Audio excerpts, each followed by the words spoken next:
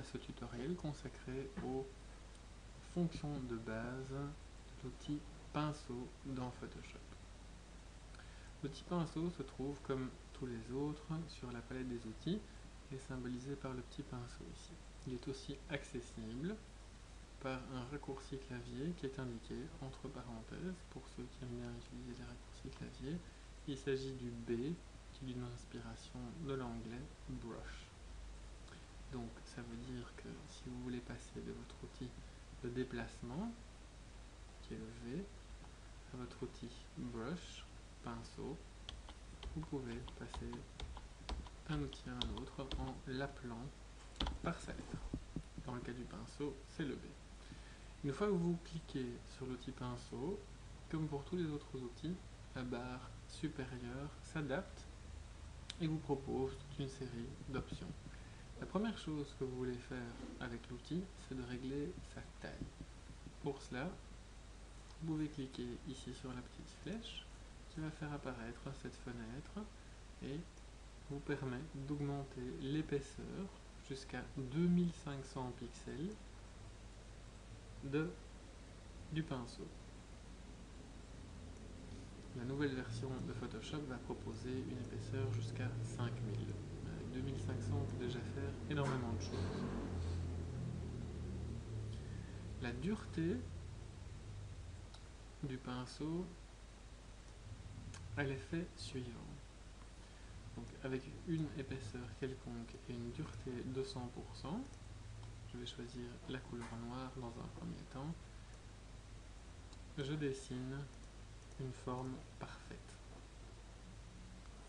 Par contre, au fur et à mesure que je diminue ma dureté, ici je vais la placer par exemple à 50%, les bords de mon pinceau deviennent flous. Vous l'aurez compris, avec une dureté de 0%, les bords deviennent de plus en plus flous. Alors je garde un centre solide bien sûr, mais le dégradé qu'il y a sur le côté est de plus en plus grand. Ceci est très utile quand on veut faire des imbrications d'un pinceau, d'une couleur dans une autre, par exemple.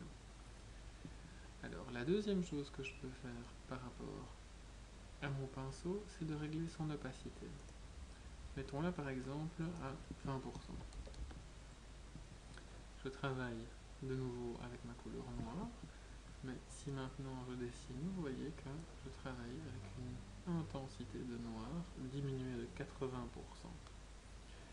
Cela veut dire que si je repasse maintenant sur mon noir,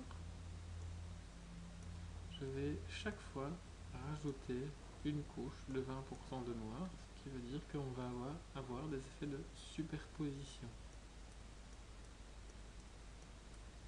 jusqu'à ce que j'obtienne de nouveau mon noir. Donc pour amener des réglages de plus en plus fins et précis à votre image, c'est aussi une option à considérer. Je vais tout sélectionner en faisant CTRL A sur mon clavier et je vais remplir ça avec du blanc pour tout effacer. Je désélectionne en faisant CTRL D sur mon clavier. Voilà, je récupère mon document comme il était avant. Une autre chose que je peux faire bien évidemment avec mon outil pinceau, c'est changer la couleur. Pour ce faire, je vais cliquer sur une des deux couleurs ici en bas, la couleur de premier plan ou la couleur d'avant-plan. Ici je vais cliquer sur mon noir et le sélecteur de couleur apparaît. Donc, il m'indique entre parenthèses que je vais changer la couleur de premier plan. Admettons que je veuille sélectionner un bleu. Je vais dans un premier temps me mettre dans la colonne ici. Et ensuite, dans le carré de gauche, choisir l'intensité, tant au niveau de la couleur qu'au niveau de la saturation de ma couleur ici sur la gauche. Voilà. Si je veux un bleu roi par exemple, je vais m'arrêter ici. Je valide et je peux continuer à dessiner dans Photoshop. De nouveau, faire attention à l'opacité et au type de dureté que j'utilise pour générer mes traits. Un autre élément intéressant à modifier avec l'outil pinceau est le mode qui est utilisé pour générer le trait. Ici, et par défaut, c'est le mode normal qui est appliqué, c'est-à-dire qu'une couleur va s'imprimer sur une autre, comme ceci. Mais je peux vouloir faire interagir une couleur avec une autre en changeant le mode. Et je pourrais par exemple ici choisir le mode de produit. Je vais rediminuer ma dureté et par exemple mon opacité. Et maintenant, on voit qu'on a une interaction d'une couleur avec une autre. Si je remets mon opacité à 100%, voilà, on voit vraiment la différence entre les deux résultats. Si je remets ma dureté à 100%, on pourra vraiment comparer. Voilà. Donc ici, il y a vraiment un produit comme un mélange entre mon bleu et mon rouge. Donc les modes que vous choisissez pour votre pinceau vont avoir un impact fondamental sur la façon dont vous allez dessiner sur votre image où vous allez créer. Je vais de nouveau tout sélectionner et effacer. Alors, une application directe de cela, c'est par exemple la retouche photo si vous voulez colorier une image en noir et blanc. J'ai préparé une image utilisée dans un autre tutoriel que j'ai passé en noir et blanc. Admettons maintenant que je veuille la recolorier. Eh bien, je peux faire ça avec mon petit plume et en modifiant le mode que j'utilise pour travailler. Admettons par exemple que je veuille rajouter une couleur pour le rouge à lèvres. Eh bien, je vais prendre une couleur rouge, je peux rester sur cette couleur-là ou légèrement la changer. Et je vais choisir une épaisseur de plume adaptée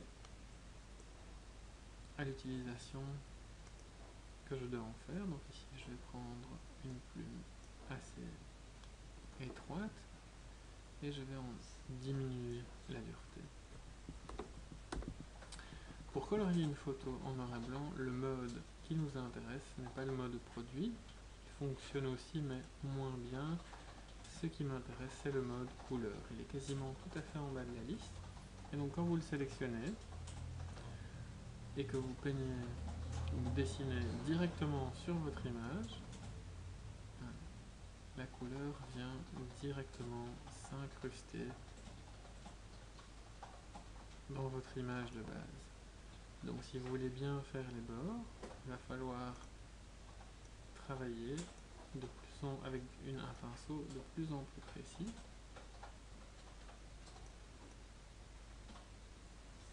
Voilà, de cette façon-là. Le problème, quand on travaille de la sorte, c'est qu'on travaille de manière destructive directement sur son fichier. Donc cette stratégie, nous n'allons jamais l'utiliser. Par contre, nous allons directement travailler sur un calque qui est au-dessus de l'arrière-plan. Pour créer un calque, je clique tout simplement sur l'icône ici en bas à droite, créer le calque, et avec mon outil pinceau, je vais dessiner sur ce calque. Ici, le mode n'a pas d'importance. Donc le mode de ma couleur n'a pas d'importance, je peux rester sur normal. Ce sera le mode de fusion de mon calque qui sera important. Démonstration, je repeins au-dessus de mes lèvres, plutôt les lèvres du modèle.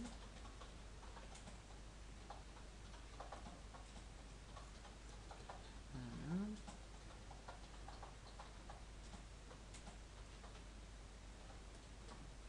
Et maintenant, je vais changer le mode de fusion de mon calque que je pourrais renommer en l'appelant rouge à lèvres. Et mon mode, je vais le faire passer de normal à couleur. Et regardez ce qui se passe. Il y a imbrication de ma couleur dans mon image de base. L'immense avantage de travailler avec des calques, c'est que je travaille de manière non destructive et dans le cas présent, si jamais je déborde, je peux utiliser l'outil l'outil pinceau conjointement à ma gomme et donc effacer là où j'ai déplacé. Voilà. Si vous souhaitez recolorier une image en noir et blanc, l'image noir et blanc en couleur, je vous conseille de travailler avec plusieurs calques, un calque par couleur. Voilà, j'espère que cette application un peu surprenante et originale de l'outil plume vous aura plu et que vous en ferez bon usage dans vos travaux.